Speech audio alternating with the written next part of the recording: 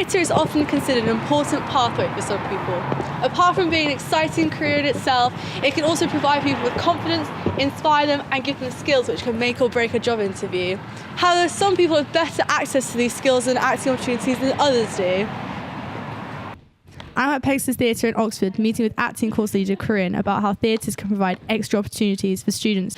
So Pegasus Theatre has been going for about 50 years, and really it started off as a youth theatre, and up until this day really the thing that we want to do is champion in the work for, with and by young people, and also allowing young people to make their own work and giving them the skills, like creative skills but also social skills, to develop and to grow within the arts. And I think schools do a great job of kind of teaching drama, but obviously across the board nationally the arts in general has just been squeezed out of the curriculum. I think to have a theatre that's dedicated to supporting young people go where they want to, and having that network, and I feel like young people here know that they can always come and ask any member of staff about advice about where they should go next or what they're interested in next, because how there might be sort of limits on how people can access or become in the creatives in the industry. It's a lot about who you know. Another big thing about Pegasus is I know it receives a lot of funding from multiple different places. What is all the funding you get and how valuable is each different section of funding you receive? Like, which part is the most vital part? All of it is the most vital part, because actually the reality is now everything costs money to create and needs resources and needs time. So you need to generate that income. What do you think some of the big obstacles are going to be when they get out there? Well, I think one of the really biggest ones is it takes time to develop your reputation, and it takes time to develop your network of people. And I think that requires you, again, in this day and age, you need to be working while you're doing that. If you really want to say something and you really want to express yourself creatively, you sort of become more determined, so it's always possible.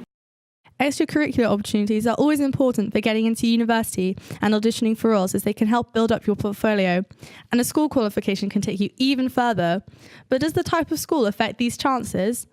Names such as Cumberbatch, Redmayne and Hiddleston have dominated our stages, partially because of talent, but also because they had access to the best schools such as Dragon School in Oxford and Eton College, as well as the best universities, helping them get to those important auditions which they could afford despite the tuition fees. I'm with Nicola Blake from Abingdon and Whitney College from Performing Arts to discuss her views. Do you think school and the academy system in particular are affecting how drama is taught? Yeah, I think it's far more regimented now, and that there's less focus on the creative and holistic way of learning now. Do you think there's too much focus on STEM subjects? Absolutely, yeah, because they're believed to be the money makers. However, I don't think that the arts should suffer as a result of that. What's your opinions on audition fees? For instance, the UCAS fee, obviously everyone has to pay a UCAS fee, but then for each place you audition for, that's about anything between £40 and £70.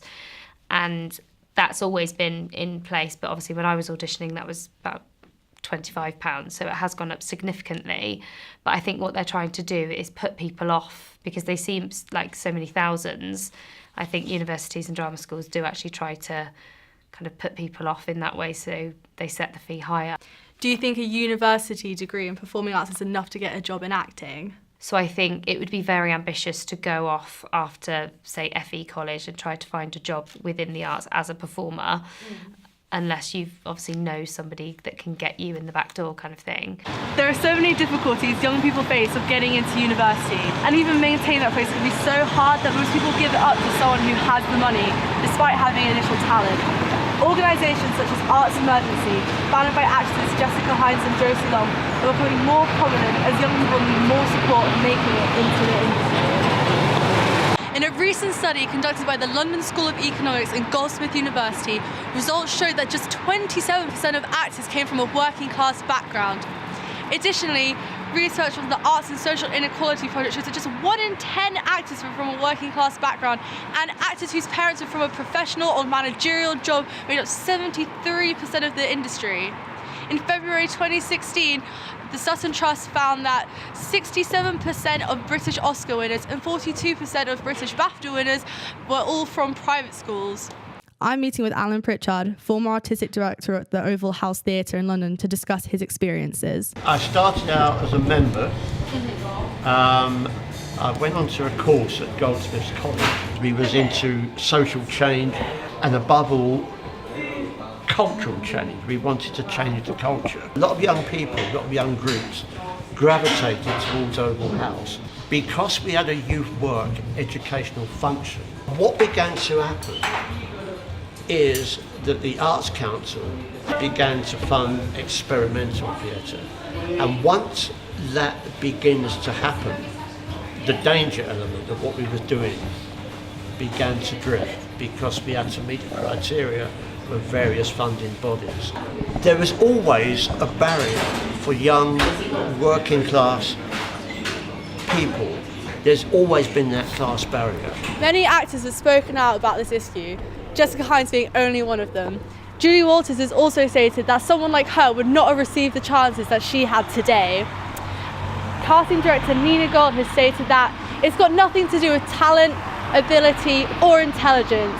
It's to do with money, and it's a reflection of how our society is working currently. Universities like RADA are trying to make the situation fairer, as 40% of their students come from a working class background and 60% receive a bursary of some form. But this is only made possible due to their wealthy alumni, and unfortunately this attitude is becoming rarer and rarer. Places like Pexis Theatre are trying to get young people where they need to go despite the struggle, but hopefully we'll have a new generation of actors like Julie Walters on our screens and in our theatres.